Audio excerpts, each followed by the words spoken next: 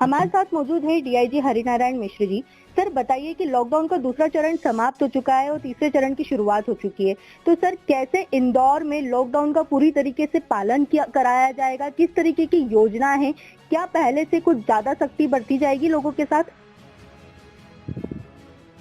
इंदौर में चूंकि विशेष तौर पे छूट नहीं, हम जानते हैं कि यहाँ समस्या का स्वरूप जो है थोड़ा गंभीर है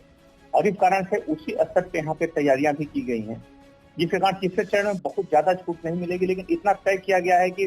जो जरूरी सेवाएं हैं उन सेवाओं में कुछ चीजें बढ़ाई गई हैं। जैसे कि फल और सब्जियों की अभी तक थोड़ी समस्या आ रही थी, तो तीसरे चरण में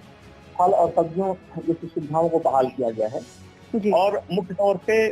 जो बाहर जाने वाले लोग हैं, जो दूसरे राज्य में जाने वाले हैं, उन पर विचार किया जा रहा है। वो 1-2 दिनों में उनको भी पास जल्दी मिलने शुरू हो जाएंगे, जिसके कारण जो काफी दिनों से जो लोग यहाँ बाहर के रुके हुए हैं उनकी समस्या भी खत्म हो जाएगी। जी सर, जो गर्मी का मौसम स्टार्ट हो चुका है और गर्मी का जो तापमान है वो लगातार बढ़ते जा रहा है। सर इस तापमान के बीच में भी पुलिस प्रशासन पूरी तरीके से अपने जो चेकिंग पॉइंट लगे हुए हैं वहाँ पर खड़े होकर अपनी ड्यूटी निभा रहा है। सर उन लोगों के लिए, जो अपने पुलिसकर्मी, उन लोगों के लिए कोई सहूलियत दी गई है कि उन्हें किसी तरीके के तापमान से कुछ राहत मिल सके?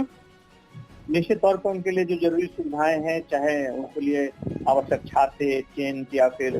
गमछे, कुछ इस तरह की चीजें जो उनको गर्मी से राहत दिला सके, पानी के जो कंटेनर्स हैं या फिर अलग अलग तरह के उनके लिए अगर काम करते समय पीपी ड्रेस की सुविधा हो, या बाकी जो सुरक्षा के हिसाब से और मुक्त संक्रमण के हिसाब से जो चीजें जरूरी हो, सारी चीजों को मुहैया कराया गया है। और इसके कारण निश्चित तौर पे हमारे जवानों का जो मनोबल है वो ऊंचा है और काफी ऊंचे मनोबल के साथ वो काम कर रहे हैं। सर जो कंटेनमेंट एरिया में जिन पुलिस कर्मियों की ड्यूटी लगी हुई है, जैसे टाटपट्टी, वाघाले, चंदन नगर है, सर अगर ऐसे कंटेनमेंट एरिया में जहां पर उनकी ड्यूटी लगी है लगातार फ्लैग मार्च भी किया जा रहा है, तो इसके अकॉर्डिंग सर जो पुलिस कर्मी है उनके लिए क्या सेफ्टी दी गई है, क्या उनको प्रॉपर किट अवेलेबल करवाई गई है इसके लिए?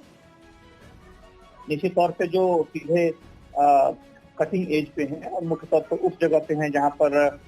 लोगों से सीधा संपर्क है, उसमें संक्रमण को ध्यान में रखते हुए और जो संक्रमित इलाके हैं उन जगहों पे पीपी किट अनिवार्य रूप से दिया गया है। न सिर्फ दिया गया है बल्कि थाना प्रहरी की जिम्मेदारी है कि जवान जब वहाँ पे ड्यूटी करें तो अनिवार्य रूप से उसको पहने भी, ताकि किसी भी तरह के संक्रमण से उनका बचाव हो।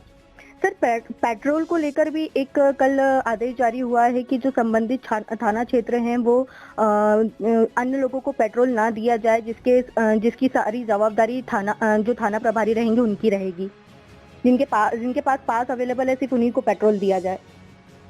मुख्य तौर पर इसका उद्देश्य है कि वैसे लोगों को हतोत्साहित करना जो बिना पास के बाहर आ जाते हैं और अनावश्यक लॉकडाउन का उल्लंघन करते हैं, उनको हतोत्साहित करने के लिए जो भी पुलिस ने कार्रवाइयां हो सकती हैं, जो क्रिएटिव तरीके हो सकते हैं, चाहे विभिन्न वैधानिक कार्रवाइयां हो सकती हैं, हर तरह के तरीकों का पुलिस ने उपयोग किया है ताकि इस तरह की समस्या न हो और लोग ज्यादा से ज्यादा लॉकडाउन का सख्ती से पालन करें। सर अभी कुछ लोग जो बाहर से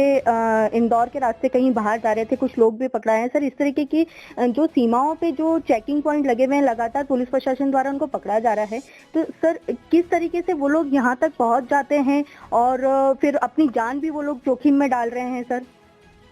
निश्चित तौर पे गलत है और पुलिस ने चूंकि और भी कई राज्यों से होकर आ रहे थे, कई जिलों से, लेकिन पुलिस ने यहाँ पे चूंकि चेकिंग सख्त चल रही है इसलिए वो यहाँ पकड़ लिए गए और यहाँ पर फिर करने के बाद इसमें गलत तरीके से उनको ले जाया जा रहा था, अमानवीय तरीके से मैं कहना चाहूंगा कि ले जाया जा रहा था, इसलिए जो ले जाने वाले थे पिछला वो संवैधानिक कार्रवाई की गई। सर बहुत बहुत धन्यवाद हमारे चैनल से जुड़ने के लिए। सर